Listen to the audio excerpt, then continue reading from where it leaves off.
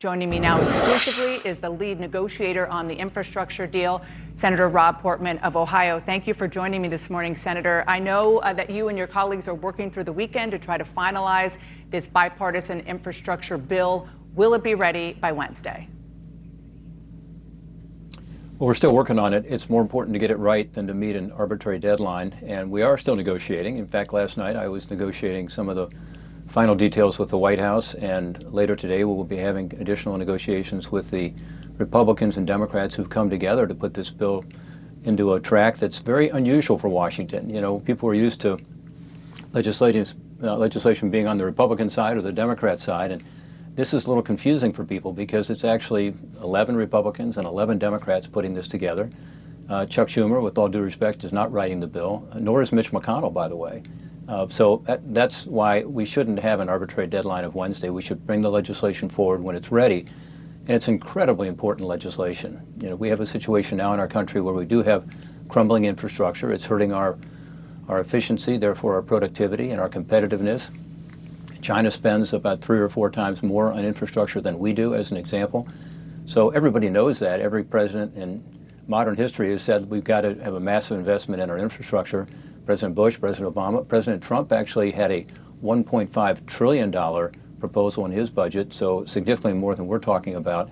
So it's important that we get it done. It's been talked about for years, and yet it's got to be done in a thoughtful, bipartisan way. We don't want to rush this process and make mistakes. I'm going to ask you about the substance of it in a minute, but you say that Chuck Schumer, the majority leader, is trying to give an arbitrary deadline. I've covered lots of legislative battles in the Senate, and what he's saying is let's just start debate. He's not saying let's have a final vote on a bill. So what's wrong with that?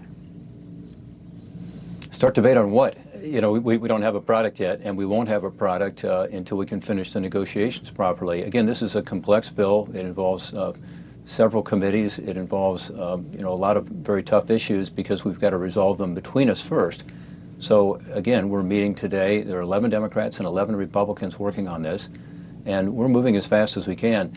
Dana, think about it. When we came together with the general framework agreement, it was decided that we would then get into the details. We've had 1 week of legislative session since then for a bill that, as you indicated earlier, is over a 10-year period, over $1 trillion, over a 5-year period, which is what it's for. It's $579 billion. It makes historic investments in our infrastructure. We want to get it right. So it's not too much to ask that we have the time to do that. Again, I was on with the White House last night negotiating some of the final details. So we're still very much in that process.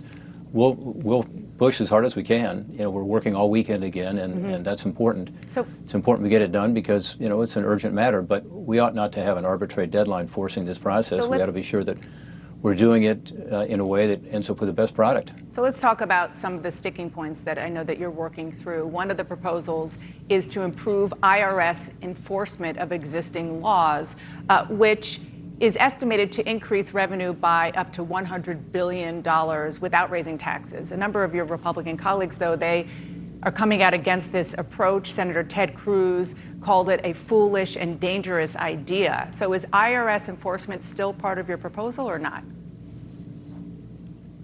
Well, one reason it's not part of the proposal is that we did have pushback. Another reason is that we found out that the Democrats were going to put a proposal into the reconciliation package, which was not just similar to the one we had, but with a lot more IRS enforcement. So that created quite a problem because the general agreement is that this is the bipartisan negotiated infrastructure package and that we will stick with that. And President Biden, to his credit, said that we would not be renegotiating these items in the reconciliation package. So just to be clear, originally the infrastructure package. Go ahead. Originally, the infrastructure package that President Biden put forward was twice as big as ours in terms of core infrastructure. So, you know, they have different ideas on this. So we have a bipartisan process here. It's a compromise between both sides. Both sides make concessions. We want to stick with that. And in terms of IRS reform or IRS tax gap, which is what was in the original proposal, that will no longer be in our proposal. It will be in the larger reconciliation bill, we are told. And that's the 2 tracks here. We have the infrastructure bill separately from the $3.5 trillion reconciliation bill that is a strictly partisan exercise, more typical of Washington, frankly. You know, ours is the one that's unusual, and I think that's one reason you see this difference between what Senator Schumer wants to do in terms of So if timing that's and off the what we table, must do on behalf of the country. if that's off the table, how Yes. are you going to pay for the $1.2 trillion plan? Well, that's one reason we're having additional meetings today and had more meetings over the past few days on this topic. And there are other ways to do this. There's legislation, one called the Medicare rebate rule, that provides significant revenue. I've been on the phone a lot with the Congressional Budget Office and with the Joint Committee on Taxation over the weekend, and we have a number of pay-fors, and that's important that it be paid for. It's also important to recognize this is about long-term investments in infrastructure, which is different than government spending for a new social program, as an example. This is spending that will be spent not next year, and won't be spent for the most part until the next 5 to 10 years or more, and it goes into long-term assets, which may last 50, 70 years. Think of a bridge or a port or an airport, waterways. The water infrastructure part of this is very important, the broadband part of this. So this is about long-term investments, more like capital expenditures in the private sector. Second, because it's good for the economy to make these kinds of expenditures, it will increase the economic growth of our country, therefore increase revenue. So by more efficiency in our economy, higher productivity, you'll get taxes coming back into the economy because of this. So we take that into account as well, as we should.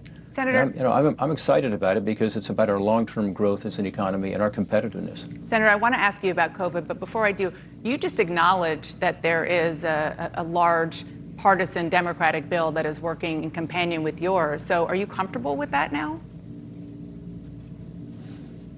I'm not comfortable with their legislation at all. $3.5 trillion, the largest tax two? increase in American history. They are not linked, and they cannot be linked. And to President Biden's credit, he has said that they are not linked. Okay. They're totally separate. Ours is a bipartisan process, and it is, again, about infrastructure only, which is a different kind of spending than what the Democrats are talking about. Theirs is a $3.5 trillion reconciliation bill, meaning they only need 50 votes. Ours requires 60. And theirs is about substantially new spending on new social programs and then huge tax increases. And no, I'm not for that. I think it's a terrible idea for our economy coming out of the pandemic, and I hope that they're not successful. But ours is on an entirely different track, and everyone acknowledges that. Senator, let me just ask you about COVID. Nearly all new cases, hospitalization, deaths are among unvaccinated Americans, but polls show that nearly half of Republicans, your fellow Republicans, still don't intend to get the vaccine. I want to play a clip of something that happened last weekend at CPAC's gathering. They were hoping, the government was hoping, that they could sort of sucker 90% of the population into getting vaccinated, and it isn't happening, right? There's younger people. What you just heard, there are people in the CPAC audience celebrating the U.S. falling short of its vaccination goals, and they're doing that in part because of misinformation coming from the right. So do your fellow Republicans need to stop questioning the vaccine and start pushing it instead?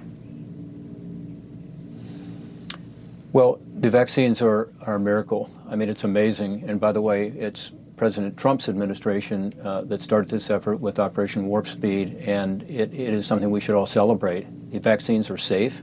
The vaccines are effective. As you know, Dana, I was in one of the trials, and I'm still in the trial, the Janssen J&J trial. So I got my vaccine early to show my constituents that I trusted the vaccines, that they were safe and effective. And the numbers are overwhelming. If you have been vaccinated, you have a level of protection that is, again, extraordinary. It really is amazing how well it's working. And I plaudits to the Trump administration and to the scientists and researchers that worked overtime to prepare these vaccines. This is a pandemic of the unvaccinated by definition. Surgeon General Murphy just talked about that the vast majority, 99% or more of those who unfortunately are dying now from this terrible pandemic are people who are not vaccinated.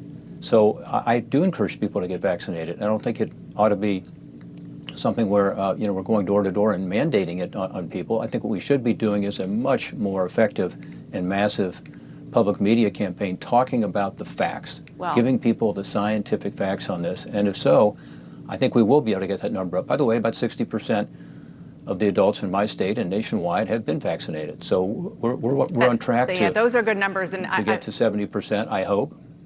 we have to end it here, but I think the public media campaign is a great idea. The problem is the right-wing media putting out disinformation. So hopefully you can talk to them about maybe stopping some of that as well. Thank you so much, Senator Rob Portman. Appreciate your time this morning.